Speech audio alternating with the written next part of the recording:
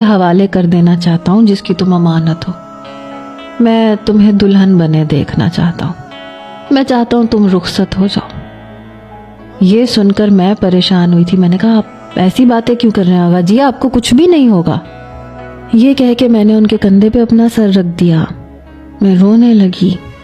वो कहने लगे पगली मुझे कुछ नहीं हो रहा, बस ऐसे ही चाहता हूँ कि अपनी पोती को दुल्हन बना हुआ देखूं, उसे खुश देखूं। जिंदगी का क्या भरोसा। मैंने कहा आगा जी ऐसे ना बोले ना। मैंने अपने बाप की गोद में इतना वक्त नहीं गुजारा जितना दादाजी आपकी गोद में गुजारा है।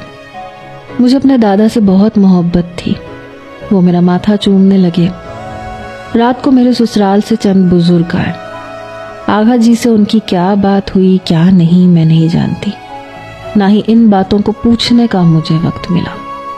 अगले रोज मैं खुद आगा जी को शहर के हॉस्पिटल में लेके गई। डॉक्टर उनकी कंडीशन से ज्यादा पुरुम्मीद नहीं थे।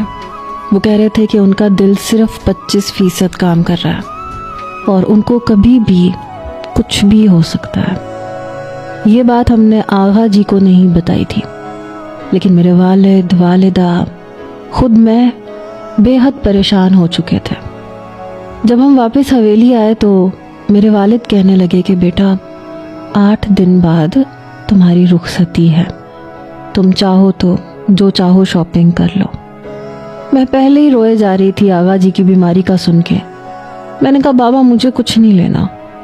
वो कहने लगे देखो हमारा अपना दिल नहीं है, लेकिन आगा जी की खुशी की खातिर हम सब कुछ कर रहे हैं। मैं फिर भी शॉपिंग पे नहीं गई थी। जो कुछ खरीदा था मेरी वालिदा ने ही खरीदा था। मैंने सारा वक्त आगा जी के साथ गुजारा। मेहंदी की रस्म सिर्फ हवेली और हमारी बरादरी के बीच में की गई थी। मेरे ससुराल से कोई नहीं आया था।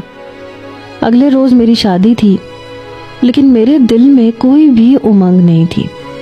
मैं आगा जी की वजह से बहुत परेशान थी। जब से मैं हवेली आई थी मेरा फ़ोन बंद था। मैंने अपना फ़ोन ऑन ही नहीं किया था, वरना वो नौजवान मुझे धमकियां देता। लेकिन अब मुझे बीनिश की याद भी सता रही थी। मैंने फ़ोन ऑन किया तो अननोन नंबर से बहुत सी कॉल्स आई हुई थी और बेशुमार मैसेजेस भी थे, लेकिन मैंने वो नहीं पढ़े। मैंने बीनिश को कॉल की। उसने पहली बेल पे फ़ोन उठा लिया। कहने लगी कहाँ हो तुम। मैंने कहा आगा जी की तबीयत ठीक नहीं थी। वो कहने लगी नताशा मुझे तुम्हें कुछ बताना है। जानती हो वो लड़का कौन है। इससे पहले कि वो मुझे बताती मेरी वालिदा कमरे में आ गई। वो कहने लगी नताशा तुम फ़ोन पे लगी हुई हो, आगा जी तुम्हें बुला रहे हैं, जल्दी आओ।